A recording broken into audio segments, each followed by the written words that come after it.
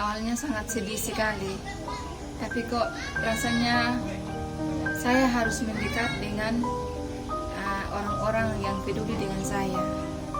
Iya, akhirnya saya lihat setiap hari itu ada yang pulang pergi untuk mendampingi oleh pemerintah, dan juga bahkan Bapak Jokowi turun langsung ke kota Kupang. Bapak Jokowi itu datang ke Kupang, tapi saya harus lewat mana untuk ketemu Bapak Jokowi? Padahal dekat sekali di mata saya. Saya harus tulis surat dulu, biar lewat surat kecil harus sampaikan. Mungkin dia bisa buka mata, buka tangan untuk saya. Bapak Jokowi dengan surat ini saya berikan untuk bisa turut merasakan keadaan saya seperti saat ini, dan kesedihan saya, kondisi saya sampai sekarang ini. Saya tidak tahu lagi harus kemana untuk mencari pekerjaan yang baik. Jadi saya tidak bisa berbuat apa-apa selain saya harus mencari jalan keluar untuk saya bertemu dengan orang-orang yang bisa membuka hati untuk peduli dengan saya, terkhususnya Bapak Jokowi yang sebagai kepala negara Indonesia. Itu satu-satunya yang saya banggakan dan saya hormati.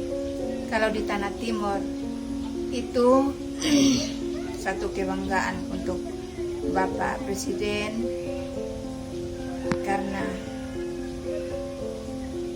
sebelum itu Bapak Presiden itu kita tidak kenal, tapi setelah kita kenal sebagai Bapak Presiden, terkhususnya dari Timur itu sangat bangga mempunyai Bapak Presiden seperti Bapak Jokowi.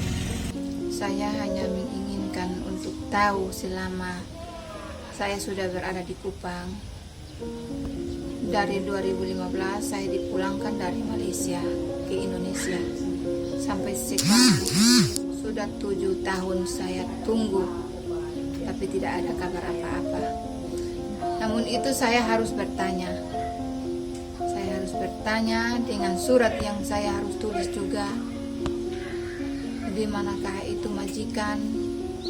Nah, dan di sana itu dia seperti apa? Saya tidak tahu. Nah, kalau seperti itu saya minta jawabannya. Nah, sudah sekian lama saya menunggu jawabannya dari KBRI. Tapi perjanjian dari KBRI itu sampai hari ini tidak ada apa-apa.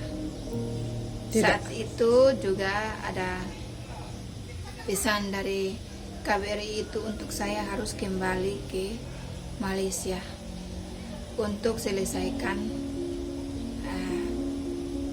persidangannya, itu keputusan untuk majikan. Tapi sampai di saat ini juga saya tidak tahu sudah sampai di mana perjanjian itu. Tidak ada panggilan sampai sekarang berarti ya?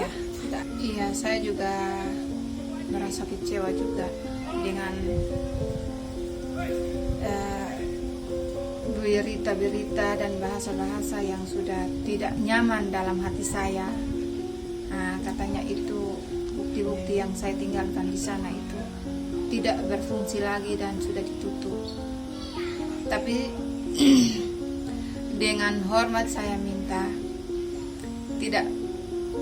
tidak perlu harus dipikirkan yang seperti itu, karena saya masih ada di sini untuk berdiri, untuk bisa bersuara. Ini adalah diri saya untuk saya bisa bersuara, siapapun yang ingin tahu. Nah, mungkin dari luar sana itu banyak, oh benar sudah tutup kasus itu karena sekian lamanya tidak ada apa-apa. Iya. Nah, tapi saya sebagai korban yang masih hidup, saya ingin sekali untuk bicara supaya saya bisa merasakan kesedihan itu. Menjadi saya harus kuat, dan itu di mana yang mereka janji dan kenapa harus ditutup. Kalau betul ditutup, apa alasannya? Nah, Apa alasannya harus ditutup? Nah, biar ditutup, tapi jangan 100% percaya dengan omongan seperti itu. Saya masih ada dan saya mohon bahwa untuk saya berdiri kembali dan saya harus bertanya. Dan mereka akan lihat muka saya, diri saya, tubuh saya. Bahkan saya harus tahu di mana perjanjian itu dan kenapa harus bisa tutup bukti-bukti itu. Paspor saya juga masih ada di sana. Dan saya harus bertanya kenapa paspor saya harus ditahan sampai saat ini. Kenapa waktu itu tidak bisa kasih untuk saya pulang? Itu alasannya seperti apa? Itu bukti semua dari rumah sakit. Itu saya tinggal di rumah perlindungan itu selama 6 bulan. Jadi hasil semua itu yang surat-surat dari rumah sakit itu semua ada di situ. Itu dari rumah perlindungan yang pegang. Dan waktu itu saya pulang, saya minta, saya harus bawa. Tapi di situ bilang mereka tidak tahu simpan di mana dan cari itu tidak dapat. Akhirnya saya harus buru-buru pulang karena waktunya sudah tidak lama lagi, karena dari tempat itu ke bandara itu agak jauh dan juga ada jemputan yang harus antar. Jadi saya tidak bisa lama-lama untuk omong dengan orang-orang yang di situ. Di rumah perlindungan Iya, itu. betul. Saya juga tidak tahu, tapi mereka yang tahu kan. Saya di situ, saya masih pergi kontrol ke rumah sakit 2 kali. Iya, jadi surat yang dari sana itu mereka yang bawa, simpan di situ. Yang di rumah itu, yang di rumah perlindungan itu kepalanya itu Puan Anjani. Tapi yang ketua kantor itu Puan Asmida. Mereka warga Malaysia semua. Iya, udah bulan Januari 2015 saya sudah ada di rumah perlindungan. Oh. Iya, saya juga ingin bukti-bukti itu harus kembalikan ke saya. Iya, dan saat itu juga, dan dengan pribadi saya juga saya ingin tahu,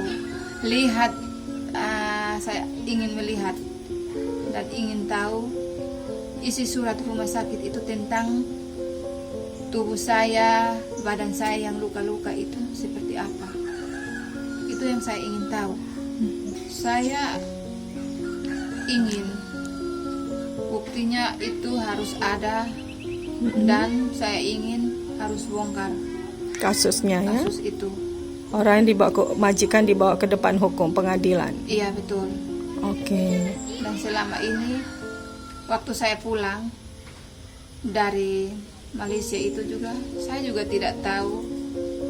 Saat itu saya pulang dari KBRI itu juga tidak sempat sebut nama majikan. Itu dia sudah disidang atau belum. Hanya bilang Ibu Mariance itu sudah selesai kesaksian, sudah selesai sidang, jadi harus pulang ke Indonesia. Itu saja yang dari KBRI.